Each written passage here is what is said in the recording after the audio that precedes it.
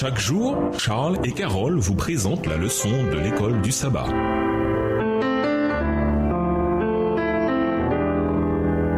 Bienvenue dans notre émission Dieu nous parle. L'oiseau de mercredi. Qui est le plus grand? Lisons Marc 9, les versets 30 à 41. En quoi la deuxième prédiction que fait Jésus sous sa mort et sa résurrection est-elle différente à comparer avec Marc 8, verset 31? En outre, quel est le sujet de dispute entre les disciples et quel enseignement Jésus leur donne-t-il? Marc 9, les versets 30 à 41. Et traversèrent la Galilée. Jésus ne voulait pas qu'on le sût, car il enseignait ses disciples et il leur dit: Le Fils de l'homme sera livré entre les mains des hommes. Ils le feront mourir, et 3 jours après qu'il aura été mis à mort, il ressuscitera. Mais les disciples ne comprenaient pas cette parole et ils craignaient de l'interroger. Ils arrivèrent à Capernaum. Lorsqu'il fut dans la maison, Jésus leur demanda: De quoi discutiez-vous en chemin? Mais ils gardèrent le silence, car en chemin ils avaient discuté entre eux pour savoir qui était le plus grand. Alors il s'assit, appela les 12 et leur dit: Si quelqu'un veut être le premier, il sera le dernier de tous et le serviteur de tous. Verset 36. Il prit un petit enfant, le plaça au milieu d'eux et l'ayant pris dans ses bras, il leur dit: Quiconque reçoit en mon nom un de ces petits enfants me reçoit moi-même, et quiconque me reçoit non pas moi, mais celui qui m'a envoyé. Jean lui dit: Maître, nous avons vu un homme qui chasse des démons en ton nom, et nous l'en avons empêché, parce qu'il ne nous suit pas.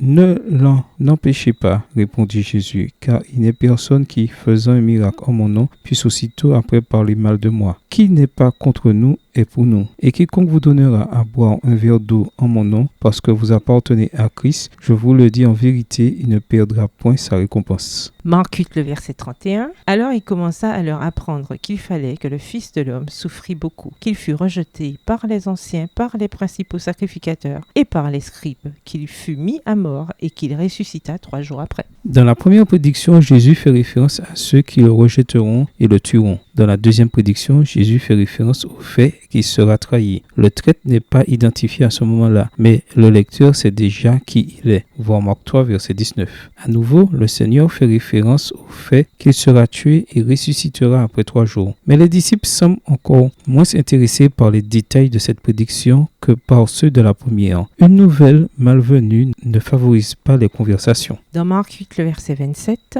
Jésus se trouvait au nord de la mer de Galilée, près de Césarée de Philippe. Dans Marc 9, le verset 30, il traverse la Galilée. Et dans Marc 9, le verset 33, il entre dans Capernaum. Il est donc facile d'imaginer un voyage allant du nord au sud. Cependant, il entre seul dans Capernaum, tandis que les 12 disciples sont à la traîne. Une fois tous réunis, Jésus les interroge sur la teneur des échanges qu'ils ont eus en route. Personne ne prend la parole, signe que la question les met mal à l'aise. Comme des enfants pris en train de faire quelque chose qu'ils savent être mal. Leur conversation tournait autour de qui était le plus grand. Cette question de qui est le plus grand, tout le monde y pense, qu'on veuille l'admettre ou non. Mais dans le royaume de Dieu, cette idée est renversée. Jésus répond au problème en 2 étapes. D'abord, il fait une déclaration sans équivoque. Pour être le premier, le plus grand, on doit devenir un serviteur. Ensuite, Jésus illustre ce qu'il veut dire par une action. Il y avait là un enfant qui écoutait. Jésus prend l'enfant et le place au milieu du groupe. Cela devait être intimidant, mais Jésus prend l'enfant dans ses bras et fait retomber l'attention. Il enseigne que si l'on reçoit l'enfant, on le reçoit, lui. Et si on le reçoit, lui, c'est le Père qu'on reçoit. L'enfant le plus humble est ainsi associé à Dieu lui-même. Jésus pose une question sur les étrangers et Jésus enseigne une leçon importante. Ceux qui ne sont pas contre nous sont pour nous. Le Seigneur affirme qu'aider les gens dans le service chrétien, même modestement, ne passe pas inaperçu au ciel. Quelle est la conception biblique de la grandeur contrairement à celle du monde? Laquelle cherchez-vous à atteindre?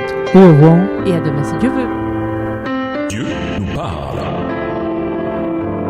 Chaque jour, Charles et Carole vous présentent la leçon de l'école du sabbat.